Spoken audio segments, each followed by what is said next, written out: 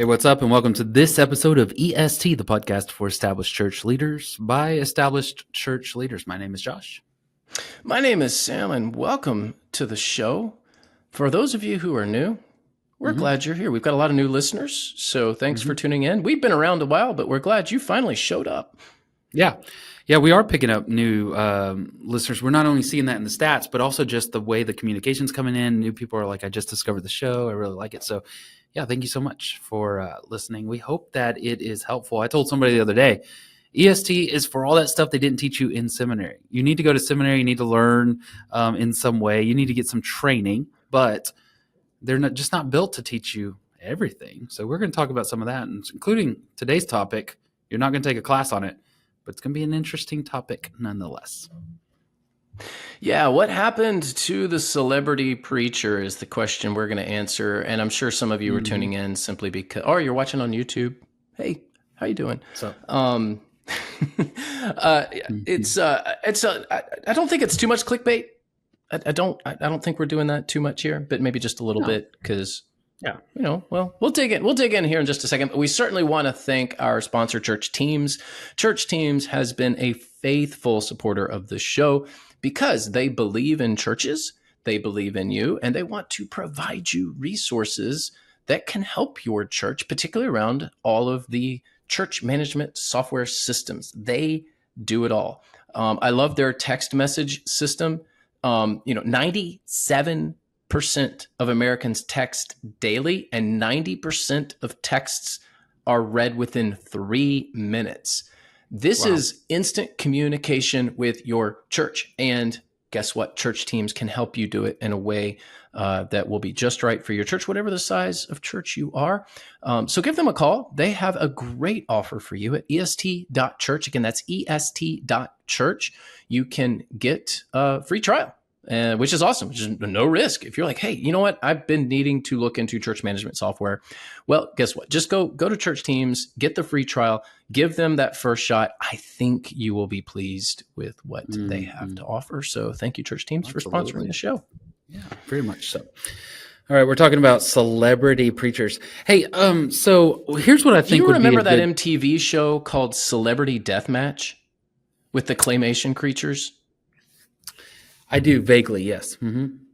So we should we should bring that back, except make it celebrity preachers. Celebrity preachers. Here's the question I have for you, Sam. Are we talking global celebrity? Are we talking regional celebrity? Because sometimes a pastor or a church can sort of feel like a regional celebrity, like everybody in that area knows them, but are we talking like Mark Driscoll level here, those kind of Stephen Furtick level type of celebrity preachers, or what are you thinking about? Yeah, I'm thinking more nationally known. Okay, we're talking like global. Well, goodness, I mean, parts of Africa, South Korea. There's a whole nother level there of celebrity status, and it's a very different thing than it is here in the States. Yeah. No, I'm really more talking about Western culture and particular North American churches. And to narrow in even further, what we're really discussing here is charismatic leadership. Now, we have to be careful about the term charismatic. And you told me not to put it in the title because it would confuse people. They would think that it's a theological term. It is a theological term. And I know most of you think in terms of theology because you should. But it's also a leadership term. It's a technical form of leadership where you lead out of your personality, you lead out of your likability, you lead out of your how you can connect with people. There are certain leaders who have more charisma than others. Barack Obama had charisma. Jeb Bush did not. I'm not making a qualitative statement on how good a leader they are because everyone's going to have an opinion on that. All that I'm saying is, from a technical standpoint, Barack Obama led out of his charisma. Jeb Bush didn't have any. Or a more modern example, my governor, Ron DeSantis, really doesn't have any charisma at all. Now, could he be a good leader and not have charisma? Of course he can. But that's charismatic leadership. You're leading out of your personality. And there are a lot of pastors who do that and become very well known. And that in and of itself is not a problem. It becomes a problem when you, as the pastor, kind of become the entity instead of the church. That's where it becomes a problem. So what? But we don't. The point is, I don't see this as much. I do see some regional stuff. I see some regional pastors who are more well known, like, this pastor in Texas, this pastor in Mississippi, where they're not really known outside of their state or their region, but they are very well known in their area. That does happen, and that's not necessarily what I'm talking about.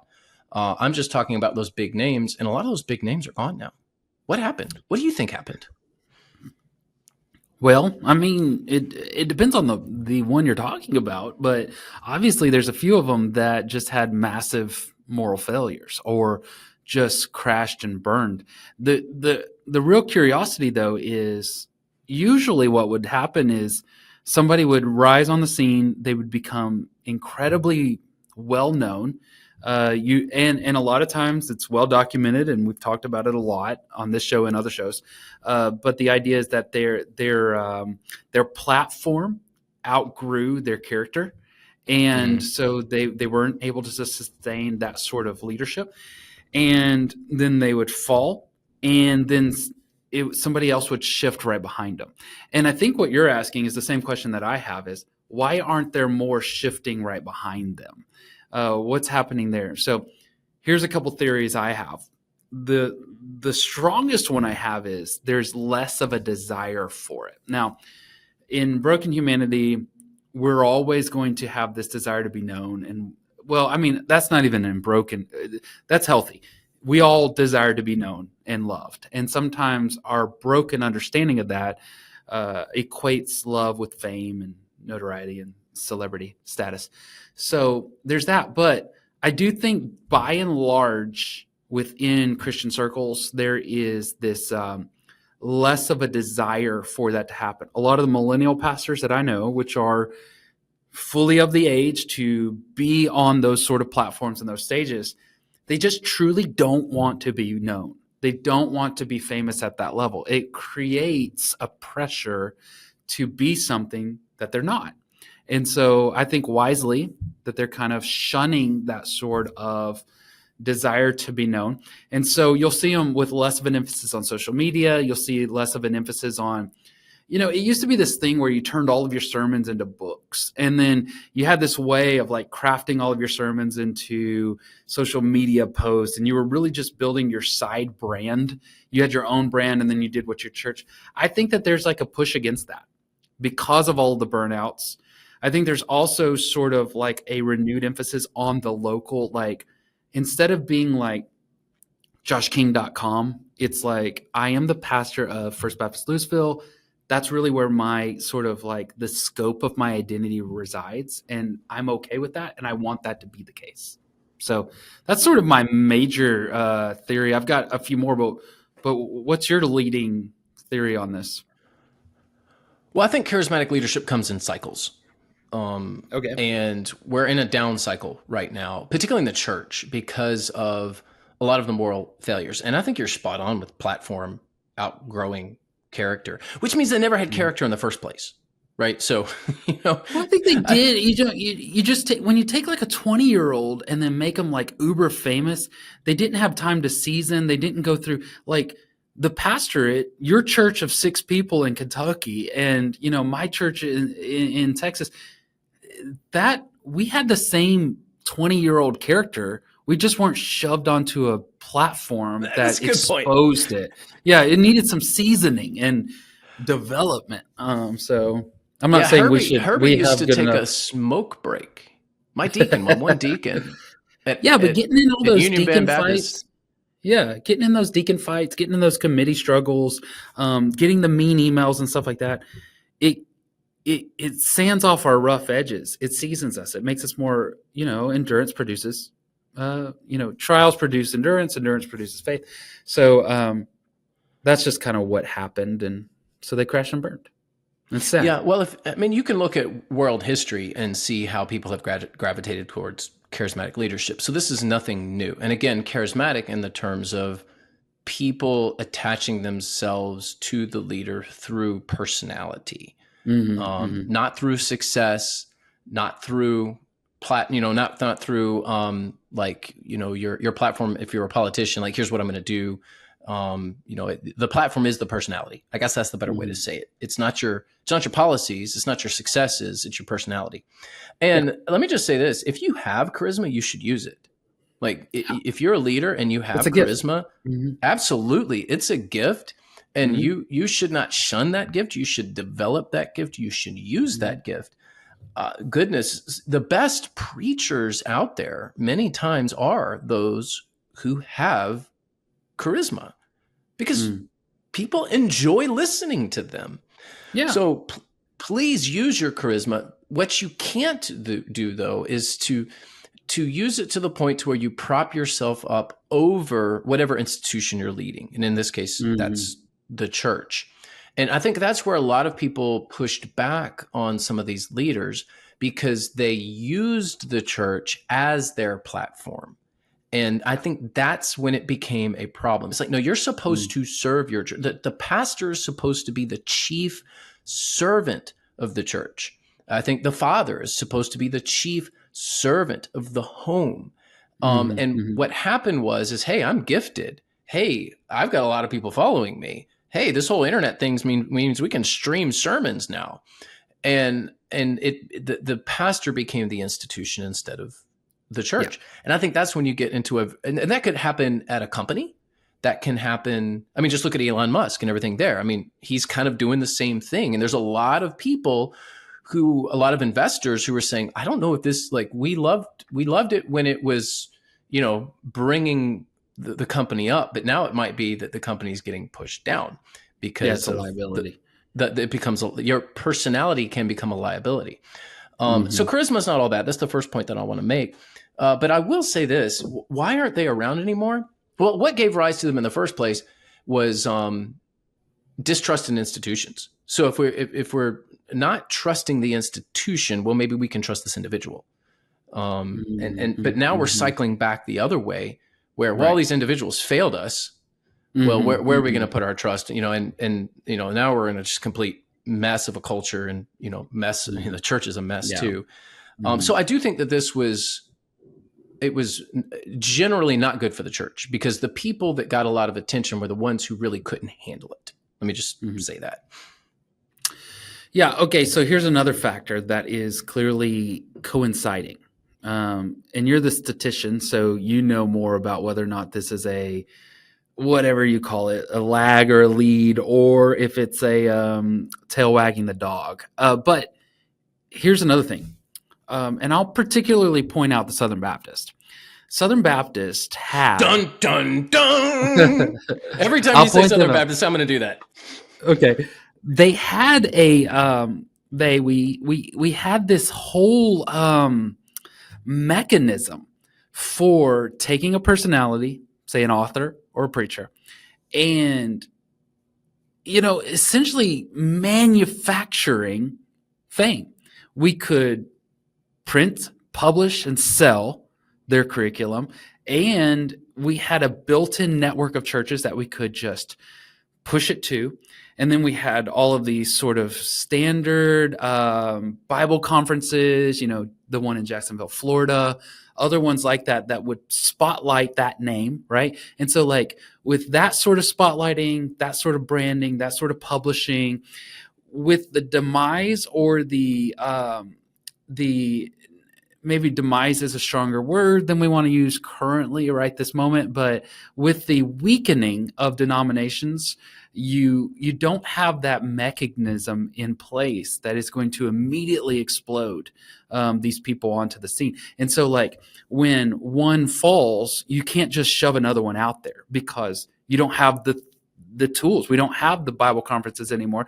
The seminaries are so polarized to where, like, you can't make the rounds on all 6 seminaries if you're sticking with Southern Baptist.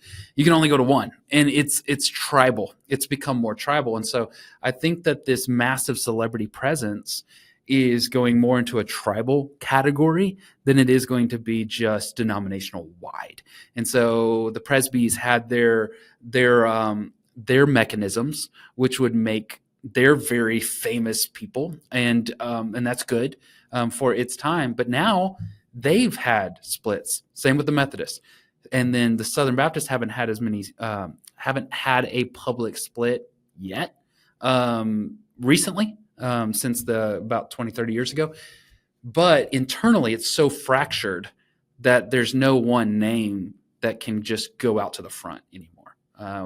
We kind of internally call them statesmen or something like that. We don't even have the ability to have a statesman speaker anymore because within Baptist, it's so tribal.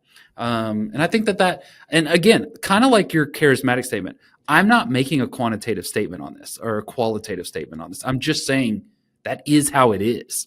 We don't have the mechanisms in place anymore to create or manufacture fame.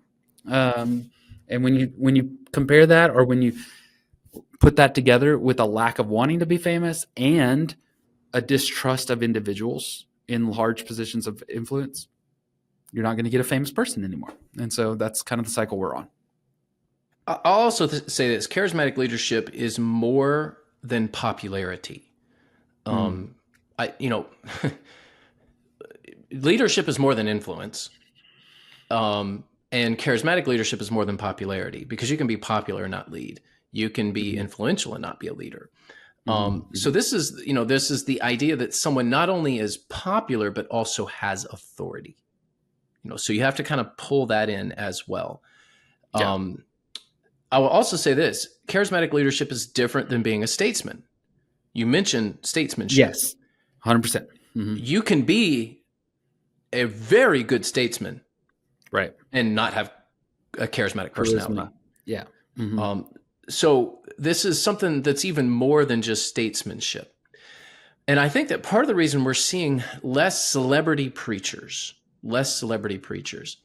is simply because we've had so many scandals that people are just kind of tired of it. I mean, and I think people have also figured out that this is a machine, that this is a lot of pre-produced stuff. Let's be real. A lot of the music you listen to today is manufactured in a certain way that they know it's going to hit. A lot of the industry, and the Christian industry, is here's a name, let's prop them up, we'll put them into the mechanism, and then mechanism will allow them to be famous. Yeah. Now they have to do their part, and they have to have good material. You can't just make somebody famous. They have to be good at what they do. But these things, most of them did not happen organically. Let me just say that. When you're talking about celebrity preachers, that maybe it did at first, and people saw the talent, but then once the talent got into the machine, it kind of became, even bigger. And I think the machine just doesn't work as well now, because people have kind of figured it out, and they're just kind of tired of it. And all these scandals have really just put people off to it. Yeah, I think the polarization, the way we are all so polarized, and you could talk about that in religion, you could talk about that in denominational life, you could talk about that in politics. It just works against the rise of these celebrities that just tended to make everybody kind of happy. I mean, they were more vanilla. When you think about some of the popular preachers in the past, they really just didn't rub anybody wrong, because they were just kind of straight down the middle, and we were all okay with that. Like we were all okay with that person being sort of a part of our group, but not exactly. Now you have to be exactly in the group before you get a voice in that group, and that, a good way to say it is tribal. Another a negative perspective on it is polarization. But either way, I just think that that's what's leading to this. So, I mean, I don't think people really listen to EST for theoretical conversations, although I really enjoy them. I think they're fun to just kind of make guesses. And so what I would say is this is a really good moment. It's a good wake-up call for us as church leaders to really push against allowing our churches to become our platforms. You're there to serve that church. So don't build it around your platform. One of the yellow flags that I often have for people is if I get connected to a preacher or somebody online and I can't find what church they're a part of.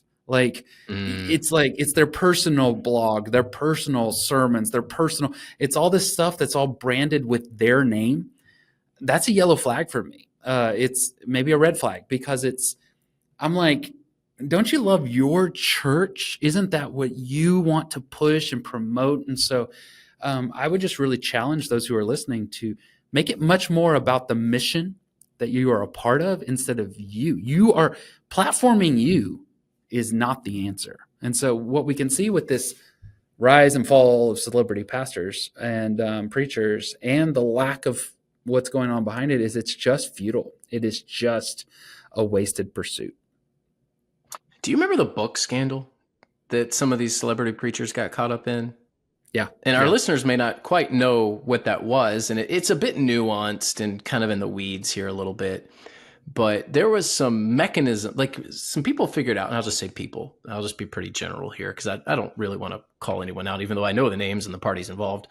There were some people that figured out ways to, you know, get a book into like a New York Times bestseller list. There's some ways to go about doing that. Let me just put it that way. And it required some churches to purchase these books en masse through some very creative means, which arguably was unethical. In fact, it was unethical. Just so the pastor could have the title of New York Times bestseller, right? Yeah. And I've heard stories. I've not seen this with my own eyes, so spreading a bit of gossip here, but I've heard stories of like warehouses full of these books that were bought in these massive quantities that no one really wanted, but they were the New York Times bestseller. I mean, you know, it's there just seems to be, and until it's within the church leaders themselves, where they have a personal lack of tolerance for this sort of stuff and going, just, I don't want to participate in that anymore. And so like ghostwriting, the manipulation of the New York Times, the just where all of the social media I used to do is ghostwriting. promoting. Yeah. Just confession time. Back in the day when I was just getting started, I did some ghostwriting, and I regret it now. There's some things that are out there that are mine that like don't have my name attached to them, like written in full, not helped. It's not like I wrote that for it. I got paid to write it. They put their name on it, and I regret doing that. I wish I hadn't done that. Yeah, and that should not be a thing within Christian leadership. It should not be a thing within church leadership. And back to the whole idea of church mechanisms or denominational mechanisms that could fabricate popularity and fame and stuff like that. That was part of it. There were leaders out there that weren't even, it wasn't even their book. They were ghostwritten. And, you know, I think that until we all got just tired of it ourselves and said, I just don't want to be a part of this anymore. I think, so my hope is that celebrity preachers and pastors are just a thing of the past. And they're not exactly, there are still a couple out there that are just uber famous. Sure, and there always will be. I guess I'm talking about this in terms of the movement of, you know, it just celebrity doesn't seem preacher, to be as big popular church. Anymore. Yeah. It's just not as much of a thing anymore, but they'll always be out there. And so let me land the plane here. Charismatic leadership can be good. It's something, you know, if you have that gift, there's nothing wrong with using it. Celebrity status, bad. You know, growing church, good. But using the church as your platform is bad. So I think that in this whole conversation, we can point out some good things. Like, hey, you are a very gifted person. You are just naturally gifted. That's a good thing. Wow, you know, you're going to sell a lot of books. That's a good thing. But the machine and kind of pre-producing all of this stuff is not helpful to the church. And I do think that we're going to enter into an era where this is just less and less of a thing. So charismatic leadership will not be less of a thing, but the celebrity status of charismatic pastors will be less of a thing. So I agree. I think popularity is fine. I think, you know, people get famous for different things, and that's fine, just so long as that's not the pursuit. And so I think that's what we're saying. But right now, as just your run-of-the-mill, regular old preachers and pastors like you and I, it's a good time to sit back and go, that's not worth pursuing. It's not worth even putting any energy for. So here's some checks in this. Make sure that you're pushing Jesus. You're pushing the mission of the church more than you're pushing you. Hey, I had a sermon the other day that got 150 views on YouTube. Woo! I feel famous. You are famous. Miss Margaret, my favorite church member, probably watched it 10 times, but we won't say that. She probably did. But anyways, that's all the time we have today. Indeed, and we certainly want to thank our sponsor, Upward Sports. Absolutely love Upward. Upward equips churches to run these self-sustaining sports ministries in their communities. And I know your church is looking to reach your community, and you can use Upward as a bridge to your neighbors. They're the world's largest Christian youth sports organization. They come alongside of your church. They can help you with a variety of programs, whether you have a gymnasium or not. It does not matter. If you've got a parking lot, which most churches do, if you've got a field, they can help you. And they are being very generous to our listeners. They are offering this sports startup grant of $500.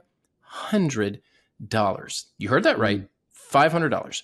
So go over to upward.org/churchanswers, schedule a call, tell them we sent you, upward.org/churchanswers, and you can get your $500 sports grant. That is a great deal, and I think everyone should take them up on it. So there you go. Thank you, Upward.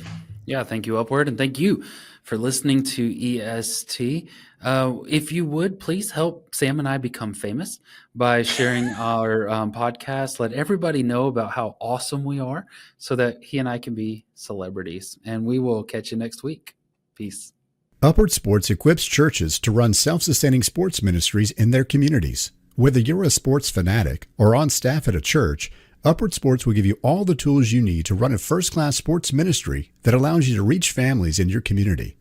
Upward Sports offers basketball, soccer, flag football, cheerleading, volleyball, baseball, and softball through league and camp offerings. At Upward Sports, we want to help your church make a difference and give you increased opportunities to share the gospel. Learn more today at upward.org/churchanswers.